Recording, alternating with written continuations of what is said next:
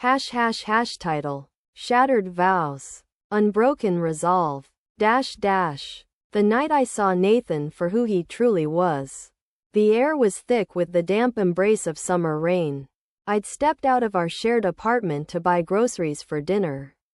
Pasta night was our tradition. Something we'd started during our third date and carried into the 4 years that followed. I remember the cool drizzle clinging to my skin and the faint hum of traffic as I juggled a too heavy grocery bag, clutching it like a lifeline. Little did I know it would be the last time I'd ever prepare a meal for us. When I returned, feeling victorious for snagging his favorite wine on sale, I found the door to our apartment half open. Odd. Nathan was meticulous about locking up.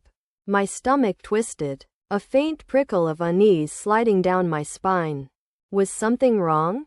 Inside, our small one-bedroom felt unnervingly quiet. The TV wasn't on, and the faint scent of his cologne lingered in the air like a ghost. "Nathan?" I called out, setting the groceries on the counter. No answer. That's when I heard it. A muffled laugh from the bedroom. A woman's laugh. My throat tightened as my heart thudded so hard I could hear the rush of blood in my ears. It had to be innocent, I told myself, grabbing onto the fraying edges of my trust. Maybe his sister had stopped by. Or he had an early meeting with a client. But deep down, a darker voice whispered otherwise. I crept down the hall, each step feeling like an eternity, my bare feet sinking into the plush car. The hallway leading to the bedroom seemed to stretch longer than I remembered. My heart pounded faster with every step, each beat punctuated by a new wave of panic and disbelief. I told myself over and over that there had to be an explanation. I didn't want to jump to conclusions. Didn't want to be that person. And yet, every fiber of my being told me to stop, to turn around, to leave before I saw something that couldn't be unseen. But I couldn't stop. I had to know. The muffled laughter came again. Lighter this time, like a tinkling chime. It was followed by a soft, deep rumble that I recognized instantly as Nathan's laugh. That laugh used to be my safe space. The sound I'd hear after we shared silly inside jokes or on lazy Sundays when he teased me about how I'd burn pancakes. Now, it cut through me like shards of broken glass. My hand trembled as I reached for the door. The hardwood floor underneath my feet was cold, grounding me just enough to keep me moving.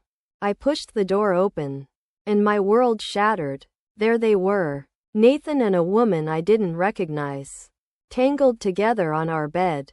Her blonde curls spilled across the pillow. Her hand resting against his bare chest, she tilted her head back and laughed again. A carefree sound that made the bile rise in my throat. Nathan froze mid-laugh when he saw me in the doorway. His face went pale, eyes widening in shock. The woman followed his gaze, her expression shifting from amusement to confusion. I couldn't even I stood frozen in the doorway, unable to move, unable to process what I was seeing. It was as though time had slowed to a grinding halt, trapping us all in this unbearable moment. My breath hitched, every nerve in my body screaming at me to do something. Anything. But I could only stare. This isn't happening. This isn't real. The thought looped through my mind like a broken record, even as my eyes took in every damning detail. The rumpled sheets, Nathan's shirt discarded on the floor, the woman's delicate hand still resting lightly on his chest. "Claire," Nathan's voice broke the silence. But it was weak, unsteady, so unlike the confident tone I had once loved. He scrambled to sit up, pulling the sheets around himself like a shield. "I can explain." The words were pathetic, empty, the kind of cliched line you'd hear in a bad movie. And it only fueled the fire roaring in my chest. My entire body was trembling now, my hands clenching into fists by my sides. "Explain?" I repeated, my voice trembling with barely contained rage. "You want to explain? What exactly is there to explain?" "Nathan?" Because from where I'm standing, it looks pretty damn clear. The woman, who until now had been silent, sat up as well. Clutching the sheet to her chest, she was irritatingly beautiful, with flawless skin and golden curls that looked like they belonged in a shampoo commercial. Her wide blue eyes darted between me and Nathan, and for a brief moment, she looked almost apologetic. Almost. I didn't realize it at first, but my nails were digging into the palms of my hands as I stood there, trembling with fury. It was the kind of rage that consumed you completely, scalding your insides until every rational thought burned away. My vision blurred momentarily as I fought back the tears threatening to spill. Tears of humiliation, of betrayal, of heartbreak, but I wouldn't let them see that. Not right now. Not when I was standing here, in the doorway of our bedroom, staring at the cruel truth I'd never expected. The room seemed to close in around me, suffocating in its raw intimacy. The beige curtains I had picked out last summer fluttered faintly against the open window. The bedside lamp Nathan had bought during a weekend trip to the flea market cast its soft golden glow across the room, illuminating them. The air felt thick, heavy with the stench of perfume that wasn't mine, of sweat and sex and deceit. It turned my stomach. I didn't think. The woman beside him started to speak, her voice hesitant and unsure. Her words hung in the air, unfinished. Before she trailed off, I glared at her, my gaze as sharp as a blade. She flinched as though I had struck her.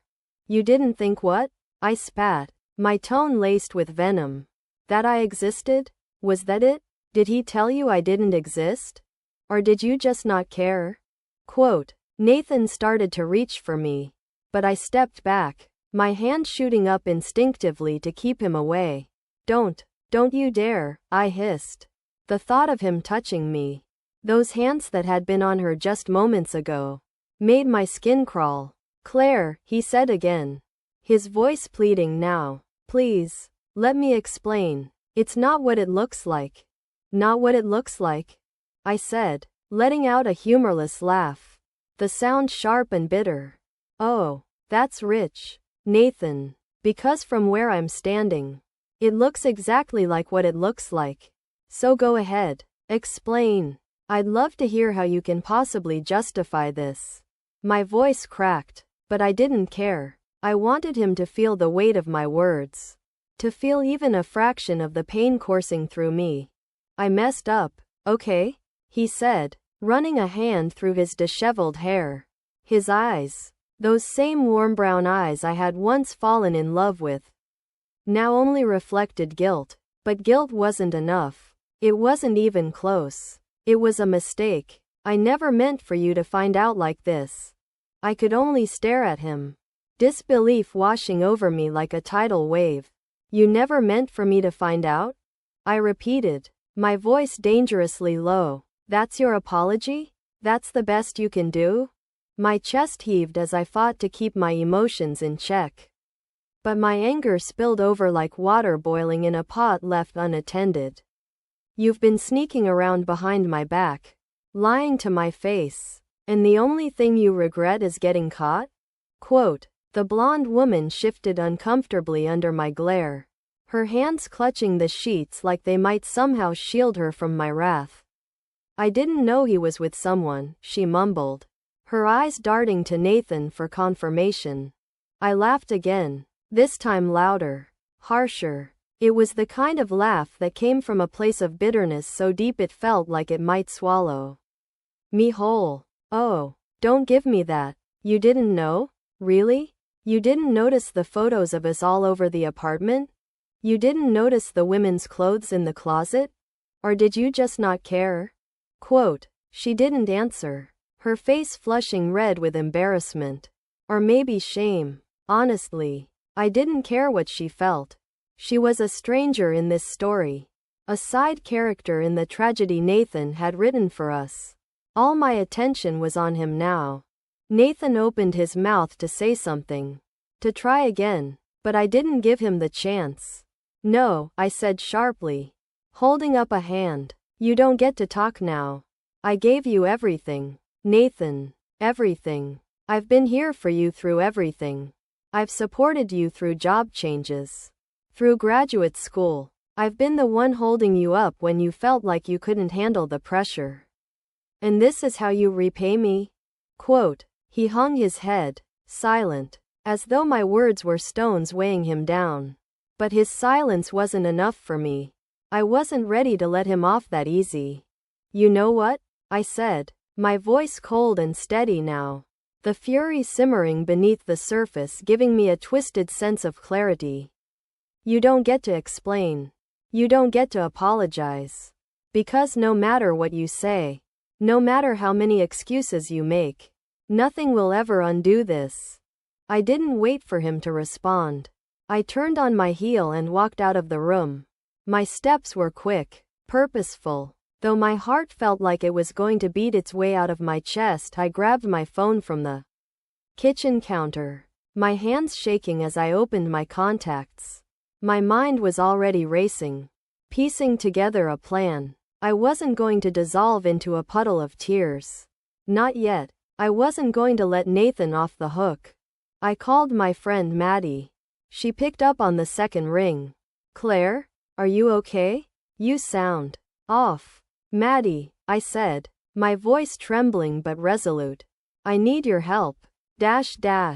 Maddie arrived 20 minutes later, armed with a bottle of tequila, 2 shot glasses, and an expression that promised vengeance. She had been my best friend since college. The kind of person who didn't ask questions when you said you needed her.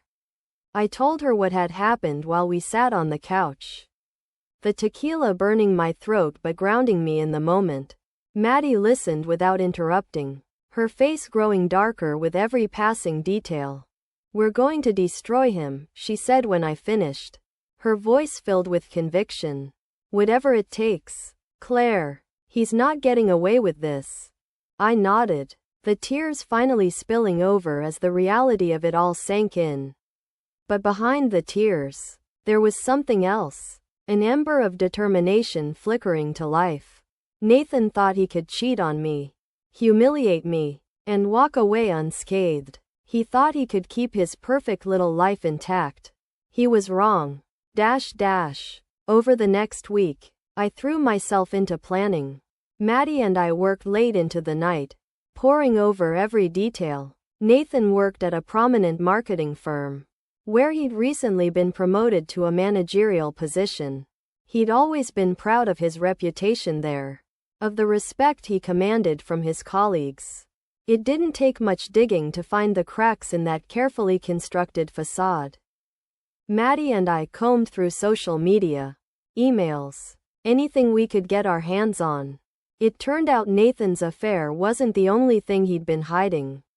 He had been funneling company funds into a side business, a startup he had conveniently failed to mention to his bosses.